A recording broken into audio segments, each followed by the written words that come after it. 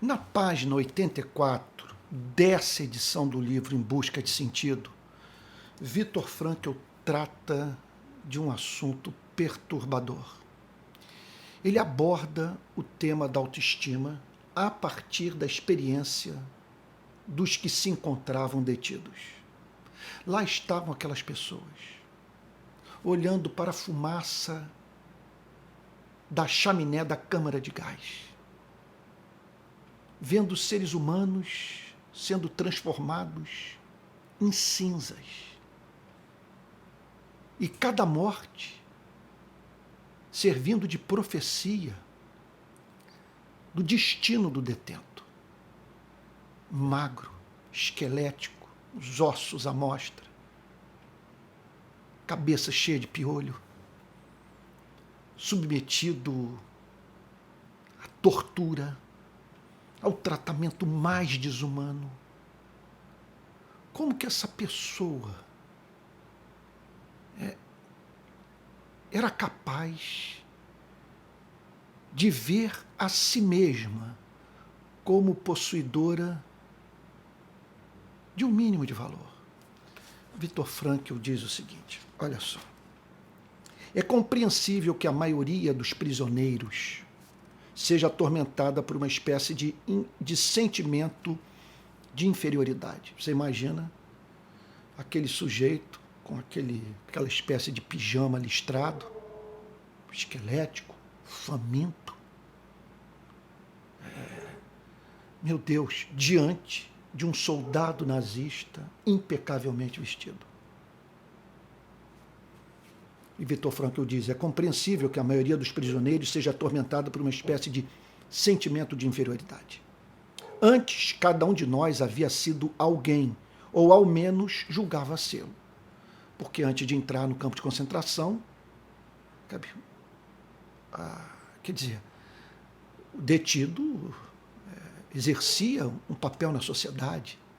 Lá estavam, meu Deus, artistas, pianistas, advogados, médicos, profissionais liberais, pessoas que exerciam algum papel na sociedade e a partir do qual oferiam algum senso de valor pessoal. E ali no campo de concentração nem nome tinham. Elas, quer dizer, tiveram a sua identidade resumida a um número, quer dizer, tatuado no braço. Viktor Frankl prossegue dizendo, agora, no entanto, é tratado literalmente como se fosse um ninguém. Aí ele abre um parênteses, olha o comentário que ele faz. Não há dúvida de que o amor próprio, quando ancorado em áreas mais profundas espirituais, não pode ser abalado pela situação do campo de concentração. Olha o que ele está dizendo. Mas quantas pessoas, quantos prisioneiros possuirão um sentimento de autoestima tão bem firmado? Então, Viktor Frankl reconhecia que era possível uma pessoa manter uma relação de independência do ponto de vista do tratamento que recebia no campo de concentração. Agora, a questão que precisamos responder é a seguinte, onde encontrar esse fundamento espiritual? Quando que ele é suficientemente estável para sofrer não apenas a pressão exercida por um campo de concentração, sabe, mas pelo desemprego, pela doença, pelo divórcio, pela execração pública, pela experiência de ser cancelado nas redes sociais. É impressionante ver na vida de Jesus essa referência de vida psicológica sadia. No Getsêmani, já caminhando para a sessão de tortura pela qual haveria de passar. E a cruz. Jesus ora nos seguintes termos. Pai, tudo te é possível. Se possível, afasta de mim esse cálice. Contudo, não seja o que eu quero, e sim o que tu queres. E quando ele morre chamando Deus de pai. Ele não perdeu em nenhum momento essa consciência. Mesmo tendo passado por 2 sessões de tortura, pelo menos uma nas mãos dos soldados do templo, outra nas mãos dos soldados do Império Romano, ele é despido diante de uma tropa romana. Dá para imaginar o que ele viveu ali diante daqueles soldados. E, contudo, nós o encontramos profundamente consciente da sua ligação eterna com o Pai. Olha, não há outro fundamento para a construção de uma autoestima saudável. Porque, veja, não pode ser a profissão que exercemos, o amor da nossa vida, ou a obra que realizamos. Tudo isso pode virar fumaça. Só há um único fundamento para a construção de um senso de valor pessoal: a percepção do amor que o Criador tem pelas nossas vidas. E veja só, não é qualquer Criador, é aquele que Jesus nos ensinou a chamar de Pai. Porque Jesus não nos chama para nos relacionarmos com Deus, e sim com o Pai. Nas páginas 88, 89 e 90, nós nos deparamos com alguns dos pontos altos do livro de Viktor Frankl.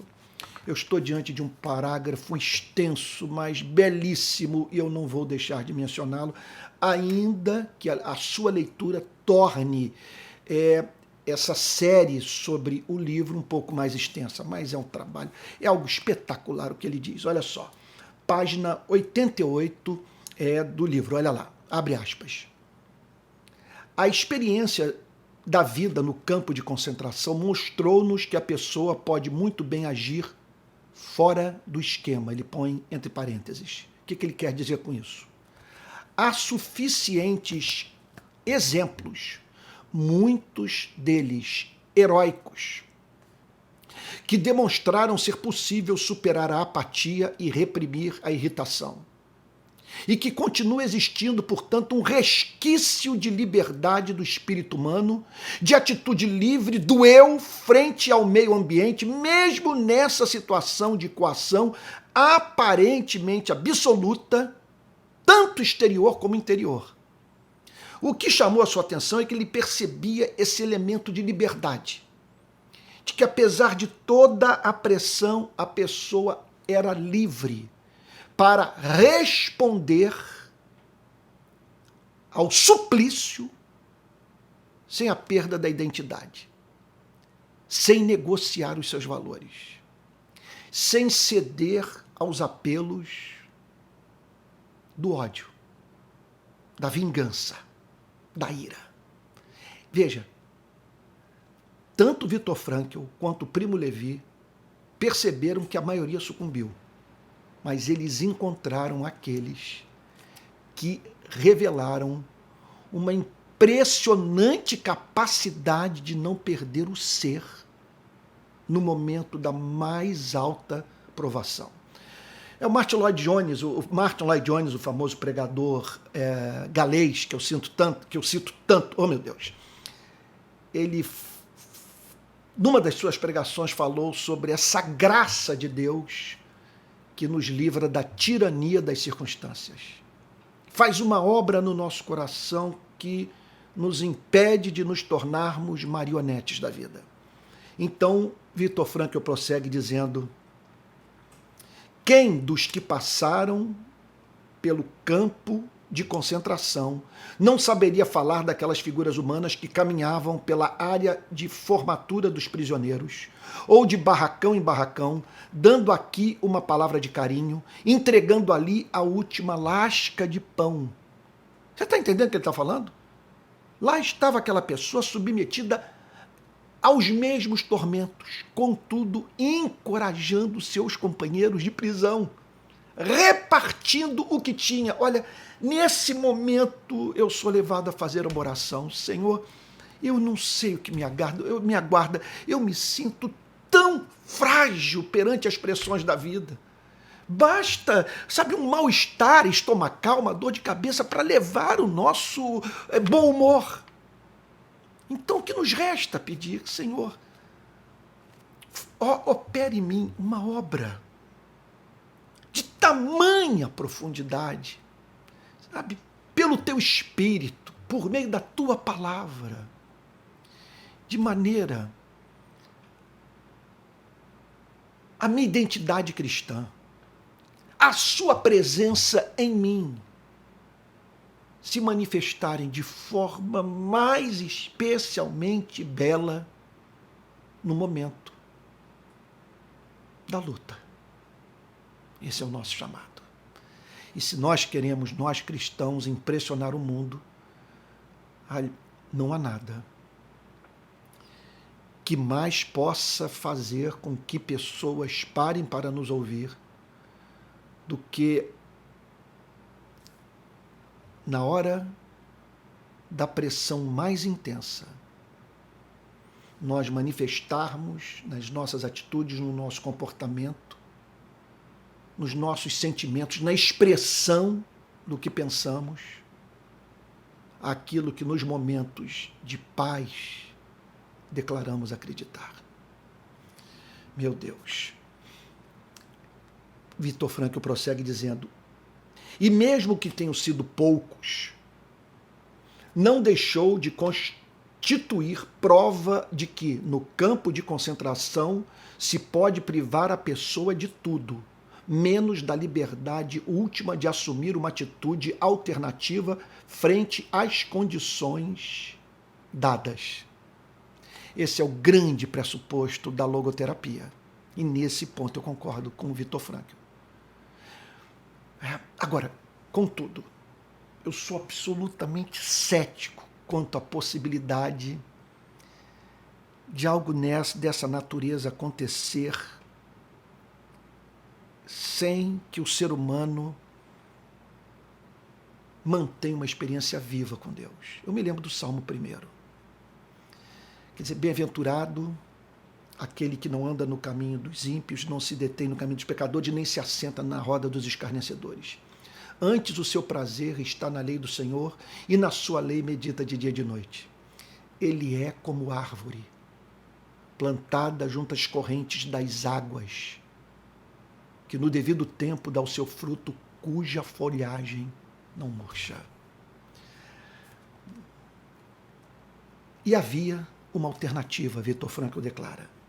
A cada dia, a cada hora, no campo de concentração, havia milhares de oportunidades de concretizar essa decisão interior.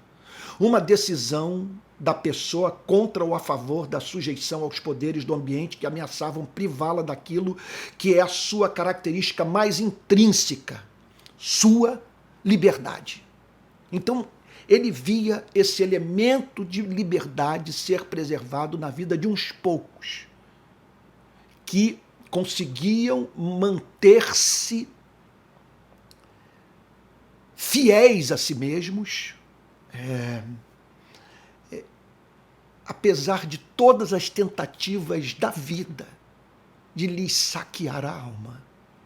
E aí Vitor Frankl declara: a cada dia, a cada hora, no campo de concentração havia milhares de oportunidades de concretizar essa decisão interior, uma decisão da pessoa contra ou a favor da sujeição, me perdoe repetir, aos poderes do ambiente que ameaçavam privá-la daquilo que é a sua característica mais intrínseca, a sua liberdade, e que a induzem, com a renúncia à liberdade e à dignidade, a virar mero joguete e objeto das condições extremas, deixando-se por elas cunhar um prisioneiro típico do campo de concentração. Ele viu que muitas pessoas não se deixaram cunhar como prisioneiro, ou prisioneiros, ou prisioneiras, muitas pessoas, típicas de um campo de concentração.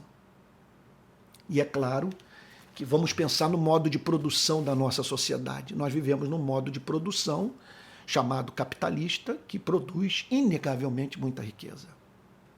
Mas olhe para as relações trabalhistas. Eu não encontrei até hoje um modo de produção que fosse suficientemente justo a ponto de não extrair do ser humano aquilo que ele tem de pior.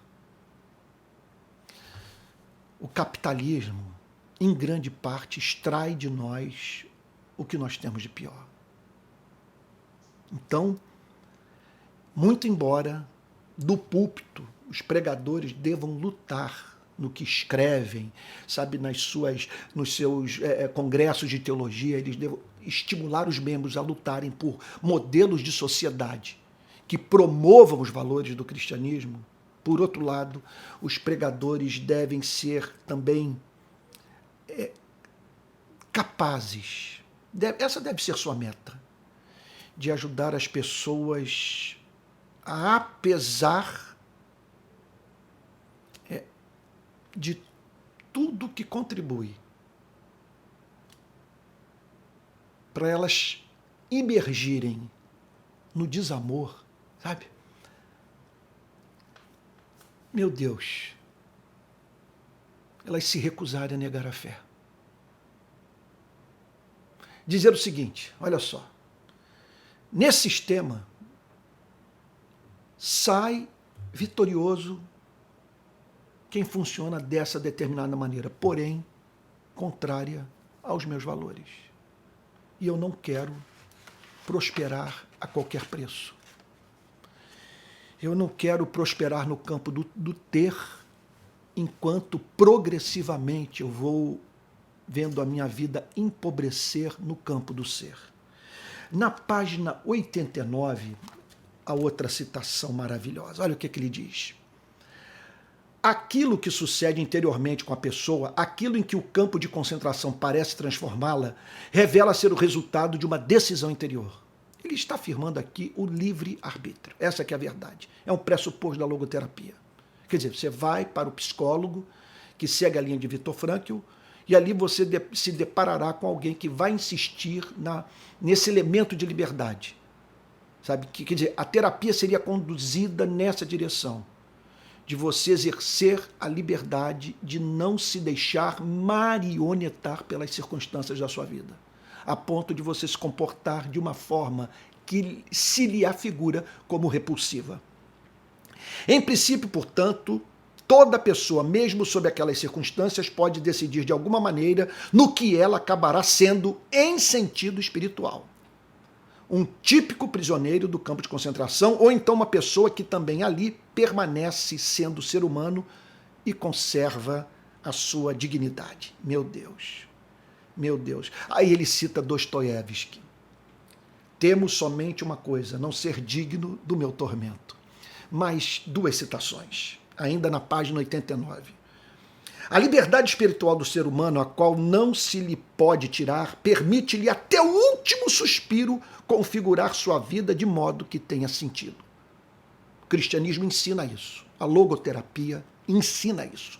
Só que o cristianismo apresenta um caminho que é exclusivo, que é a relação com o Pai por meio de Jesus Cristo. Última citação também comovente dessa página 89. Não há sentido apenas no gozo da vida, que permite à pessoa realizar valores da experiência do que é belo, na experiência da arte ou da natureza.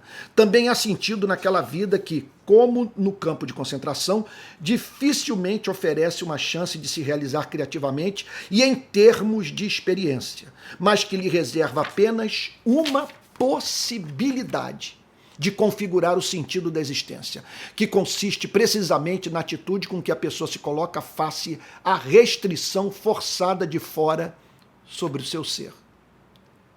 Olha, eu sugiro que você volte depois o vídeo e ouça essa frase por inteiro. Ela é profundamente cristã. O cristianismo nos ensina isso. No momento da prova, nós mostrarmos a diferença que Cristo faz em nossa vida. E isso glorifica a Deus, exalta o Evangelho e ajuda as pessoas a entenderem que há uma alternativa à pressão do meio.